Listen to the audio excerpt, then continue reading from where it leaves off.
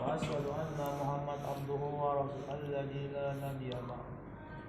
وقال تعالى في الكتاب الكريم بعد أعوذ بالله من الشيطان الرجيم بسم الله الرحمن الرحيم والذين جاهدوا فينا لنهدينهم سبلنا وإن الله لمع المحسنين.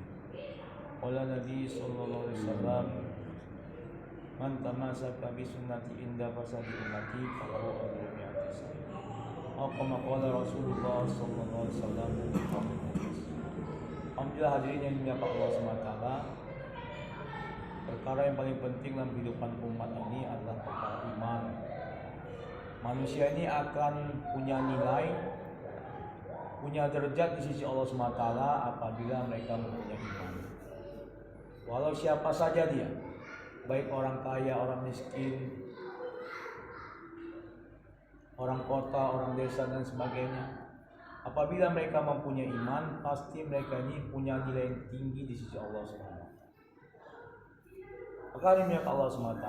Namun sebaliknya, siapa saja walaupun dia ini mempunyai banyak harta, punya kekayaan yang banyak, punya jabatan yang tinggi dan lain sebagainya, tapi tak punya iman dalam hatinya, dalam dirinya, maka mereka ini tidak akan ada nilai di hadapan Allah Subhanahu wa taala. Karena iman adalah perkara yang penting dalam kehidupan manusia hari ini. Maka demi Allah Subhanahu wa taala, dengan hari ini kita mempunyai iman, maka inilah yang menjadikan kita ini orang-orang yang disayangi Allah Subhanahu wa taala. Maka ulama bagi tahu apa itu iman. Iman ini adalah satu perkara yang membohongkan perkara yang nampak dan membetulkan perkara yang enggak nampak. Itu iman kata ulama. Apa itu iman? Iman ini membohongkan perkara yang nampak. Ini keadaan iman sahabat. Dan membetulkan perkara yang enggak nampak. Ketika Nabi SAW tanya kepada sahabat, wahai sahabatku, unta ini kaki berapa? Walau jemaah mulia, sahabat ini paham bahwasanya unta ini kaki 4, tapi mereka telah bohongkan apa yang nampak dalam mata mereka. Dan mereka betulkan, mereka isbatkan hanya kepada Allah dan Rasulnya. Nah, inilah iman. Ini kualitas iman sahabat, ya kan? Hari ini jemaah Allah semata, kualitas iman kita jauh daripada sebagaimana imannya para sahabat. Maka kata ini tadi, dan inilah hal yang akan menjadikan manusia ini berjaya dunia dan akhirat apabila kita mempunyai iman dan keyakinan yang betul kepada Allah Subhanahu wa taala. Karena ini hal fondasi, dasar utama untuk menjadikan kita ini selamat, berjaya, sukses dunia akhirat apabila kita mempunyai iman dan keyakinan yang betul kepada Allah SWT. Karena hari ini ya, ketika kita sampai kepada Allah SWT, Allah nggak akan tanya berapa harta kamu, berapa tinggi jabatan kamu, berapa banyak istri kamu dan sebagainya, tidak. Tapi yang dipertanyakan Allah adalah tentang perkara iman. Sejauh mana kita berkeyakinan yang betul kepada Allah SWT, maka sejauh itulah kita akan mendapatkan kebahagiaan untuk kehidupan yang selama-lamanya. Nah, perkara yang tak nampak. Kita nggak yakin surga dan neraka, tapi yakin kita ini betul yang begitu besar kepada perkara yang nampak, maka kita hari ini begitu susah untuk mentaati Allah Subhanahu wa taala. Jauh daripada perintah Allah SWT. Kenapa? Kata ulama, karena hari ini kita berkeyakinan yang begitu besar kepada perkara yang nampak. Maka baginda Sallam dalam satu hadis mengatakan, iza azamat ummatid dunia minha hebatul Islam. Apabila hari umatku sudah mengagungkan dunia, membesarkan dunia, menghebatkan dunia dalam hati mereka, maka inilah yang menjadikan mereka jauh daripada agama. Akan lemah amal agama dalam kehidupan umat hari ini apabila mereka berkeyakinan besar kepada selain daripada Allah Subhanahu wa taala. Dan bantuan Allah pun tidak akan datang sama kita. Kenapa hari ini umat sibuk berdoa, sibuk beribadah, tapi bantuan Allah nggak datang dalam kehidupan umat hari ini? Mesti jauh dalam kehidupan umat hari ini, karena amal kita bercampur dengan kemusyrikan. Atau ulama, apabila hari ini amal kita bercampur dengan kemusyrikan, maka inilah hal yang tak akan pernah mendatangkan nusrah daripada Allah Subhanahu wa taala. Agar demi Allah Subhanahu wa taala, ini keadaan yang telah didapat para nabi-nabi dan para sahabat. Ketika mereka sudah berkeyakinan kepada Allah yang penuh, punya iman yang sempurna kepada Allah SWT, maka setiap amal yang mereka buat ini langsung mendatangkan nusrah pertolongan daripada Allah SWT. Karena yang Allah inginkan adalah bagaimana hari ini kita untuk mendapatkan sesuatu, untuk menghilangkan masalah dalam kehidupan kita ini, yang pertama kali kita adukan hanya kepada Allah Subhanahu wa taala. Ini yang diinginkan Allah Subhanahu wa taala. Hari ini cuma milik Allah Subhanahu wa taala. Hari ini kita kalau mendapati suatu ujian, satu masalah, satu cobaan daripada Allah Subhanahu wa taala, yang kita ingat siapa? Yang kita ingat makhluk, ya kan? Yang kita ingat kebendaan, ya kan? Baru lepas itu kita ingat kepada Allah. Udah susah kali, udah payah kali, ya kan? Barulah kita ingat Allah Subhanahu wa taala. Ini keadaan kita hari ini, ya kan? Kalau ada masalah kita langsung ngadu sama Allah semata. Ini yang Allah inginkan. Bukan kita tak boleh untuk membuat usaha asbab, tidak. Allah perintahkan kita untuk membuat usaha. Tapi yang ketika kita mendapati satu masalah, maka yang pertama kali kita adukan ada hanya kepada Allah semata. Ya kan? Karena masalah ini datang daripada Allah. Yang mendatangkan Allah, menyelesaikan Allah. Satu orang wali besar mengatakan, jangan kau katakan kepada Allah, aku mempunyai masalah yang besar. Tapi katakan kepada masalah, wahai masalah, aku mempunyai Allah yang maha besar. Benar. Ini keadaannya ini kan satu orang wali mengatakan, aku mempunyai Allah yang maha besar. Bukan ya Allah, aku mempunyai masalah yang besar. Tapi kan wahai masalah, sesungguhnya aku mempunyai Rob Allah yang maha besar. Ini keadaan mesti kita wujudkan dalam hati kita hari ini. Ya kan? Bahkan ya Allah SWT, Nabi Musa alaihissalam ketika pertama sekali mendapati ujian dari Allah SWT, yaitu dia kena penyakit, maka Nabi Musa alaihissalam datang. Nabi Musa adalah kalamullah, satu orang yang bisa langsung berbicara kepada Allah SWT tanpa perantara. Dia datang kepada Allah SWT, ya Allah, aku ini mendapat satu penyakit, aku ingin kau sembuhkanlah penyakitku ini ya Allah. Ini ketika pertama sekali Nabi Musa alaihissalam mendapati satu ujian daripada Allah SWT. Maka kata Allah, wahai Musa, kau jalan ke bukit sana. Musa alaihissalam mengikuti arahan yang telah diperintahkan Allah SWT. Dia pun telah datang kepada pohon tersebut. Dia ambil daunnya, dia rebus daunnya, dia minum, bismillah. Maka jemaah milik Allah SWT, dengan izin Allah SWT, maka penyakitnya telah Allah sembuhkan. Disebabkan dia telah mengadu pertama kali kepada Allah dan mengikuti apa perintah Allah SWT. Tapi yang kedua, jemaah milik Allah SWT, Nabi Musa mendapati penyakit juga. Maka ketika itu dia langsung datang kepada pohon tersebut. Dia ingat, ketika aku pertama sekali sakit, aku rebus daunnya, aku ambil daunnya, aku rebus, aku minum, aku sembuh. Maka dia datang kepada pohon. Ketika dia ambil daunnya, dia rebus, dia minum, tidak sembuh-sembuh. Maka dia ngadu sama Allah. Ya Allah, ketika pertama kali aku minum daunnya, minum air daripada rebusan daun ini, aku sembuh. Tapi yang kedua ini enggak. Wahai Musa, yang pertama sekali kau buat itu betul. Ketika kau mendapati satu ujian, satu masalah, yang pertama sekali kau adukan hanya kepadaku. Tapi yang kedua ini kau enggak mengadu sama aku, tapi kau mengadu selain daripada aku, kata Allah. Mintalah kesembuhan pada daun tersebut, pohon tersebut. Yang bisa menyembuhkannya aku, kata Allah SWT.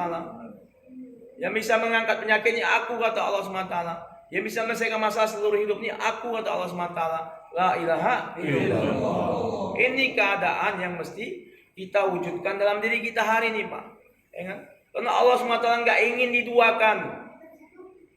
Allah nggak ingin hati kita ini ada selain daripada Allah SWT. Allah nggak ingin ada ilah dalam hati kita hari ini, Pak. Yang Allah dalam hati kita ini hanya Allah Subhanahu wa taala. Sekecil apapun, sekecil jarah pun ada keyakinan selain pada Allah dalam hati kita, ini akan menyebabkan kita akan mendapat kesengsaraan ketika kita tinggalkan kehidupan dunia.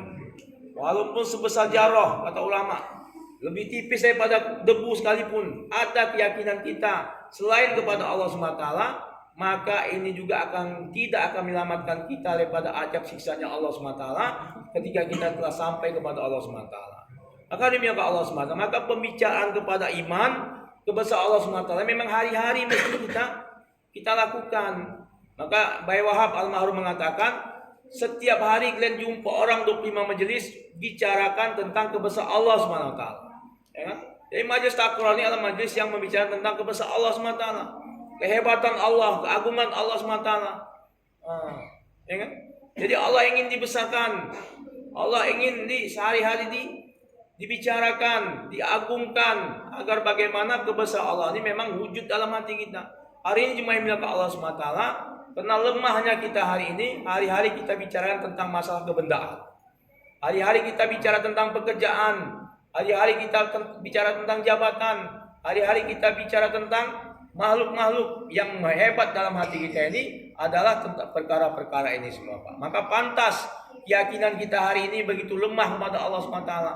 Allah itu Razik, tapi kalau nggak kerja, maka dia bilang ke Allah SWT. Kata ulama, bukan kita suruh tak kerja, tapi kita betulkan amal kita kepada Allah SWT, maka sekecil apapun kerjaan kita, ini akan datang rezeki yang mudah daripada Allah SWT. Wa yarzuqu min haitsu la yahtasib, ya kan? Wa may yattaqillaha yaj'al lahu makhraja wa yarzuqu min haitsu la yahtasib. Barang siapa yang bertakwa, beriman kepada Allah SWT, iman takwa dulu, ya kan? Taat dulu kepada Allah SWT, maka kesempitan hidup Allah angkat, masalah Allah selesaikan, dan Allah akan datangkan rezeki dari arah yang tidak diduga-duga. Dari berbagai pintu Allah datangkan. Ini keyakinan kita hari ini masih lemah kepada Allah Subhanahu wa taala. Keyakinan kita ini masih begitu kuat dengan asbab. Kalau nggak kerja kayak mana? Ya kan? Kalau nggak gini pakai mana? Bukan kita suruh nggak kerja, kita bekerja, tapi tinggalkan keyakinan kepada pekerjaan. Ini yang diinginkan Allah Subhanahu wa taala. Maka kata ulama, usaha dakwah ini bukanlah usaha yang memerintahkan kita untuk meninggalkan asbab, tidak. Dilarang kita meninggalkan asbab, tapi usaha dakwah ini adalah usaha yang memerintahkan agar kita meninggalkan keyakinan kepada asbab-asbab. Kita buat pertanian, kita nggak yakin dengan pertanian beri rezeki, tapi rezeki Allah Subhanahu wa taala. Kita buat dagang, kita nggak yakin yang beri rezeki perdagangan, tapi Allah Subhanahu wa taala. Kita apa? Kalau hari ini keyakinan kita ini betul kepada Allah Subhanahu wa taala, iman kita sempurna kepada Allah Subhanahu wa taala, maka setiap masalah dalam kehidupan kita ini akan bisa diselesaikan dengan amal-amal ibadah kita. Tengok Amir bin, satu orang sahabat yang tidak punya apa-apa, badan kurus, baju compang-camping, kudanya pun kurus, orang jauh, ya kan? Ketika itu cuma bilang ke Allah SWT, dia nggak telepon Nabi, nggak WA Nabi, nggak datang lagi kepada Nabi, tidak. Tapi dia langsung datang kepada Allah Subhanahu Wa Taala. Sholat 2 rakaat, ya Allah, aku mau dakwahkan agama nih Allah kepada orang kafir di sana. Ini untaku mati, kudaku mati. Kau hidupkanlah lagi kendaraanku ini Allah. Kau hidupkan lagi kudaku ini Allah, agar aku bisa mendakwahkan agama ke seberang sana. Maka jemaahnya ke Allah SWT, karena memang satu orang sahabat yang berkeyakinan yang betul kepada Allah, mempunyai iman yang sempurna kepada Allah, unta yang mati tadi, kuda yang mati tadi kembali menjadi hidup kembali. Dengan apa? Dengan amal langsung mendatangkan pertolongan daripada Allah SWT. Ini keadaan cerita ini bukan dongeng, cerita-cerita khayalan, tidak. Tapi ini kejadian yang nyata apabila hari ini kita buat keyakinan sebagaimana keyakinan orang terdahulu. Ya? Maka inilah pentingnya hari ini kita buat dakwah. Kata ulama semalam, Baik Faruk mengatakan dakwah ini adalah usaha yang akan membetulkan keyakinan kita kepada Allah Subhanahu wa taala. Kalau hari ini kita membuat usaha dakwah ini, keyakinan kita pasti akan rusak kepada Allah Subhanahu wa taala. Nggak ada lagi, Pak. Beliau katakan nggak ada lagi usaha yang akan membetulkan keyakinan umat ini kepada Allah Subhanahu wa taala. Dengan ibadah keyakinan kita nggak akan betul. Dengan hanya ibadah aja kepada Allah, keyakinan kita ini akan betul. Tapi dengan dakwah ini beliau katakan, keyakinan kita ini akan diperbaiki Allah Subhanahu wa taala. Wa ma ana minal musyrikin, kul hadhihi sabili ad'u ila Allah ala basira wa ma ana minal musyrikin. Wa subhanallah wa ma ana minal musyrikin. Dengan jalan dakwah ini, katakanlah Muhammad, inilah satu-satunya jalan. Dengan jalan apa? Jalan dakwah. Maka wa ma ana minal musyrikin. Sesungguhnya aku bukan orang musyrik. Ya kan? Jadi kemusyrikan ini akan hilang, akan terkikis habis dalam diri kita ini, dalam hati kita ini, apabila dakwah kita buat. Ini sudah menjadi janji Allah SWT. Dengan dakwah ini maka keyakinan kita akan terislahkan. Iman kita akan dibetulkan Allah SWT dengan jalan sebagaimana jalan yang dibuat Nabi dan para sahabat. Makanya setiap amal kita ini akan mendatangkan nusroh, pertolongan daripada Allah SWT apabila hari ini kerja Nabi kita buat dalam kehidupan kita hari ini, Pak. Walaupun kita nggak mantap-mantap kali, nggak paten-paten kali sebagaimana sahabat, tapi kalau kita mau meniru apa yang telah dibuat sahabat, maka Allah SWT juga akan datang pertolongan kepada kita, walaupun nggak sebesar sebagaimana para sahabat radhiyallahu anhum. Sekarang sudah jelas nampak nyata. Susah kita, Pak, buat amal, buat dakwah, jumpa orang buat dakwah, doa kepada Allah, masalah kita sedikit demi sedikit Allah selesaikan dan Allah bukakan jalan keluar daripada penyelesaian dari setiap masalah-masalah yang kita buat hari ini. Maka jemaah yang dimuliakan Allah SWT, hal yang terpenting sekali hari ini kita berkeyakinan kepada Allah SWT. Tentang apa? Tentang inilah kerja yang besar. Inilah kerja yang menjadikan kita mulia dunia dan kehidupan akhirat. Maka Mas Amin mengatakan, hari ini kalau kita pandang kerja dakwah ini dengan basor, kerja dakwah ini enggak mempunyai manfaat apa-apa, keuntungan apa-apa. Maka Allah katakan, ala basirah. Dengan apa? Dengan keyakinan hati. Kalau hari ini kita buat dakwah enggak yakin dengan kerja dakwah ini, Pak, maka pasti kita akan dicampakkan Allah Subhanahu wa taala. Ini kata ulama. Tapi kalau hari ini kita buat kerja dengan keyakinan yang betul bahwasanya kerja dakwah inilah yang akan menjadikan kita selamat, sukses dunia akhirat, maka pasti kita akan bersungguh-sungguh dalam buat kerja dakwah. Karena memang ini kalau kita pandang dengan basar mata telanjang, ini kerja dakwah ini nggak punya manfaat apa-apa. Habis waktu, habis duit, capek badan dari Malaysia ke Medan, habis duit ringgit-ringgit, ribu-ribu ringgit habis. Apa yang dapat? Tiba sini makan, tidur, jalan sana, jalan sini. Tapi jemaah yang bilang Allah SWT, sesungguhnya di balik semua ini Allah SWT akan datangkan manfaat yang begitu luar biasa sama kita. Walaupun hanya jalan sana, jalan sini, tidur sana, tidur sini, silaturahmi, tapi manfaatnya akan besar. Kenapa? Kalau kita tengok dengan basar memang ada manfaatnya. Apa manfaat kerja dakwahnya orang bilang? Kan tengok ada orang tabligh itu apa nih? Buang-buang waktu aja, buang-buang masa aja, buang-buang duit aja. Pergi sana sini. Tapi jemaah yang Allah SWT, yakinlah di sebalik usaha yang kita buat hari ini akan mendapatkan manfaat yang begitu luar biasa. Kalau nggak diri kita, nanti seluruh ahli keluarga kita akan mendapat manfaat. Istri kita, anak-anak kita, tetangga-tetangga kita, orang-orang tua kita, orang sekeliling kita akan banyak mendapat manfaat daripada usaha pengorbanan yang kita buat untuk agama Allah SWT ini. Karena Allah SWT sudah menjanjikan orang yang mau bersusah payah, bermujahadah untuk agama ini, pasti Allah akan bukakan pintu hidayah bagi mereka. Enggak satu, Pak. Pintu hidayah enggak satu kata Allah, tapi beberapa pintu, berapa manusia yang akan mendapat hidayah daripada pergerakan dakwah yang kita buat hari ini. Maka demi Allah SWT, maka hari ini kita bersyukur kepada Allah SWT, yang mana bapak-bapak sekalian, tuan-tuan sekalian sudah dipilih Allah dalam buat kerja nubuah ini, Pak, kerja besar ini, Pak.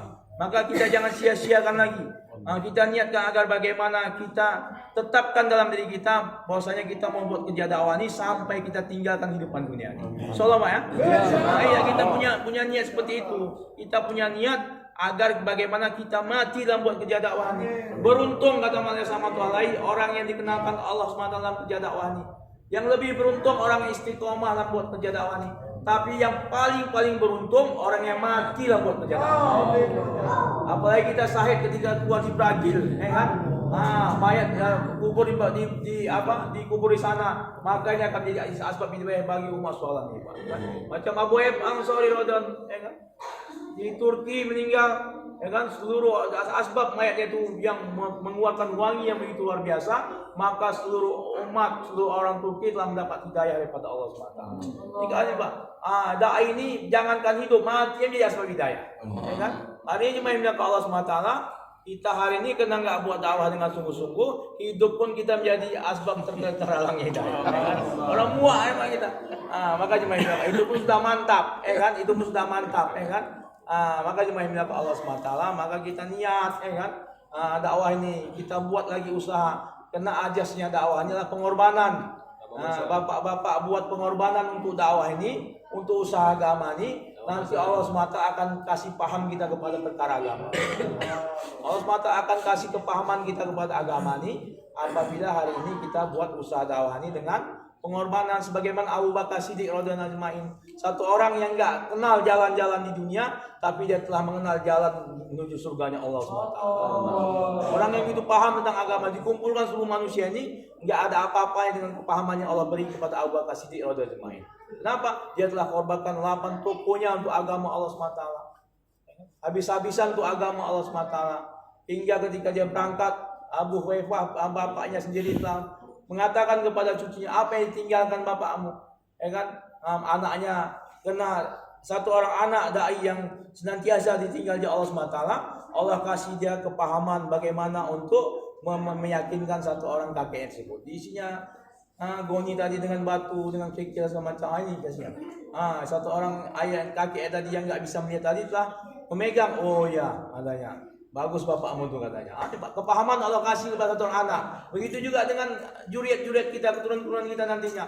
Allah akan jadikan satu juriat-juriat kita ini menjadi orang yang paham kepada agama dan begitu punya kepintaran yang luar biasa untuk agama, Pak. Maka di masalah hari ini banyak anak-anak orang yang sudah meluangkan waktu wajah Allah ini menjadi anak-anak yang hafizah, alim, alimah. Ya kan? Sebab kenapa? Sebabkan pengorbanan daripada ayah-ayah mereka, pengorbanan daripada ibu-ibu mereka. Hari ini cuma Allah semata. Begitu juga dengan keadaan kita.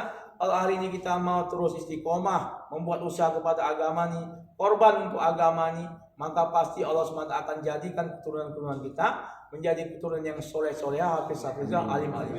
Syaratnya dakwah terus dibuat, ya kan? Jangan hari ini buat, besok enggak lagi. Ya kan? Hari ini buat, besok enggak lagi. Tapi kita tetap istiqomah. Sumastaqamu tatanazal ala malaika. Dengan orang yang istiqomah dalam dakwah ini, maka Allah akan datangkan malaikat-malaikat untuk menjadi penolong mereka. Ya kan? Allah akan tolong kita, Pak. Sebagaimana Allah tolong Nabi Ibrahim alaihissalam ketika di kobaran api. Malaikat angin datang, malaikat hujan datang, malaikat Jibril datang untuk menawarkan bantuan. Apa kata Nabi Ibrahim alaihissalam? Kau makhluk, aku makhluk, yang membantuku hanya Allah Subhanahu wa taala. Hasbiyallahu wa ni'mal wakil. Cukup Allah yang menjadi penolong aku katanya. Ya kan? Dia yakin bahwasanya menolong dia hanya Allah Subhanahu wa taala. Semua selain daripada Allah ini enggak bisa membuat apa-apa tanpa izin Allah Subhanahu wa taala. Ini keyakinan satu orang dai dengan keyakinan selain daripada Allah SWT. Maka ketika Nabi Ibrahim AS sudah punya keyakinan seperti ini kepada Allah SWT, maka Allah telah perintahkan api tadi, ya nar kuni bada wassalaman ala Ibrahim. Wahai api, berubahlah menjadi sejuk dan berilah keselamatan kepada Ibrahim alaihissalam. Maka demi Allah SWT, keadaan seperti ini bisa kita wujudkan apabila hari ini kita buat usaha ini lagi dan lagi sampai kita tiada lagi, Pak. Apalagi hari ini Allah SWT, keadaan semakin gawat, kemaksiatan di mana-mana, ya kan?